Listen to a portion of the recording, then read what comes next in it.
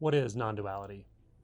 Sometimes it's a good idea to go back and define the more basic terms. The term non-duality is becoming increasingly used in spiritual circles, in online videos, and even in pop culture. So, what is non-duality? The term non-duality was originally derived from the Sanskrit term Advaita Vedanta, which means non-dual or non-duality, or not two. Advaita Vedanta is an offshoot of Hinduism that is specifically interested in direct pointing to realization. It's a direct path. With that said, most of the time you hear the term non-dual or non-duality in pop culture or in pop spiritual culture, it's actually not referring to this tradition, but the more contemporary tradition of Neo-Advaita, which is a way of speaking, a way of gathering people into a group and holding satsang, which is a direct transmission from teacher to students,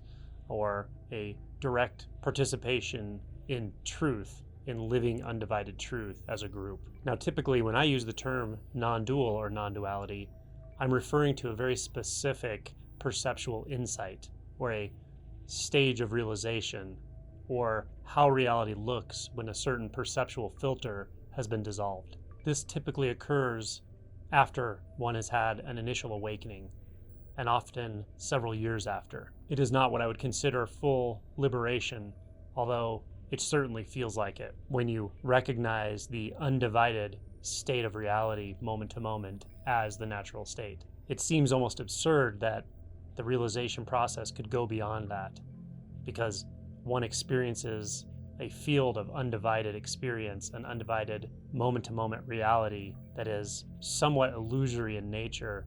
It's not tangible or graspable, and yet it's interconnected, free-flowing, spontaneous, without boundary, and radically intimate. So how could realization proceed beyond that?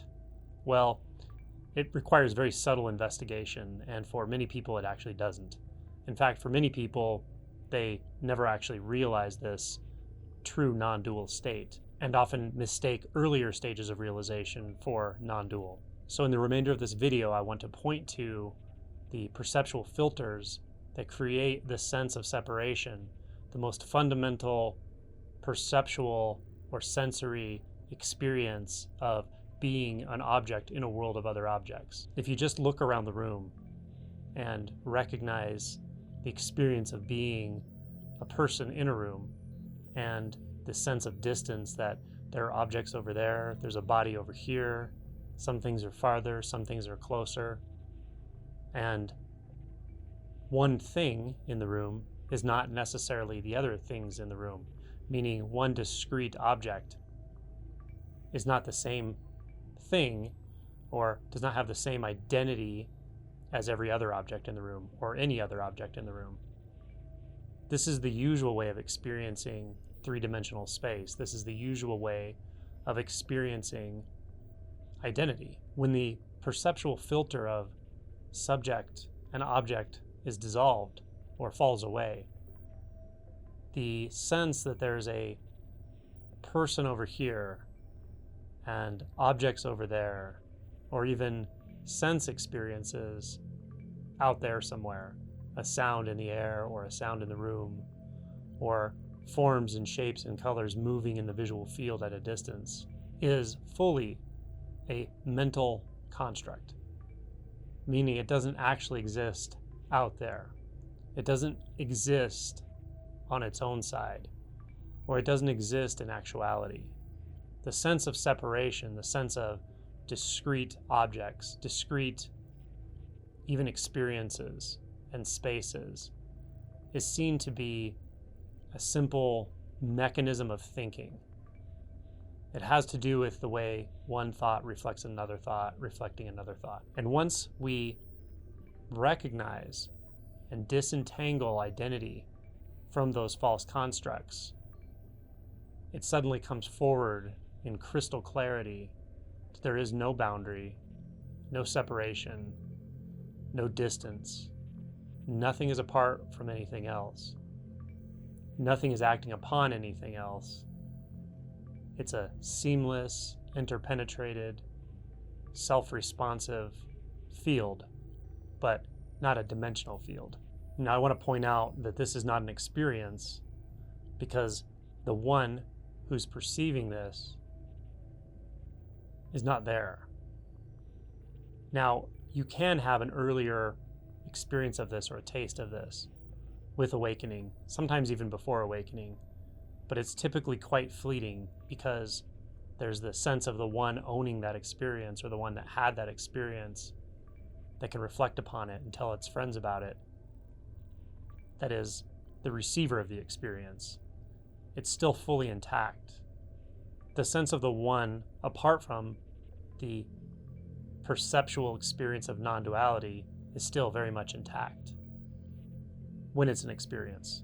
When it's realization, that one is completely dissolved, meaning it hasn't merged into everything. It's simply seen that that was just one half of the illusory mental construct of subject and object. There's no more an object than there is a subject, and there's no more a subject than there is an object.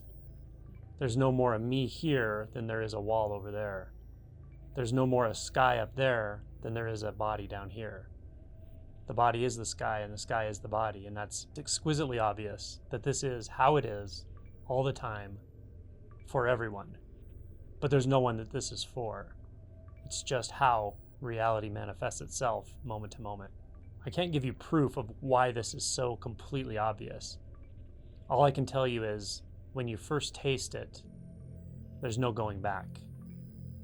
You can't forget this. You can't forget that you tasted yourself in two places at once, or that division does not actually exist in natural reality.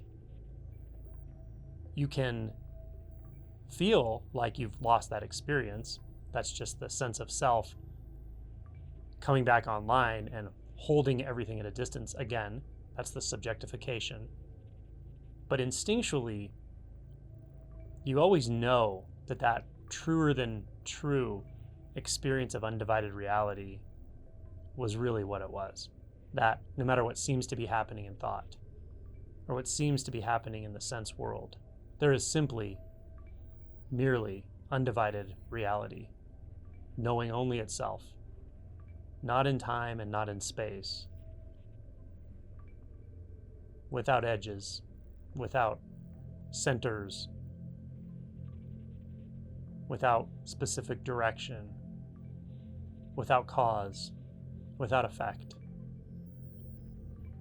without effort, not needing to be discovered, never apart from where you are at any given moment. This is the most obvious thing. It's more obvious than a physical object in front of your face, seeming physical object. It's more obvious than anything a thought could say is happening. It's more obvious than any story or narrative you've ever believed about yourself or your life. That's non-duality. Let me know if this was helpful, or if you want to see another video along these lines. Have a good day.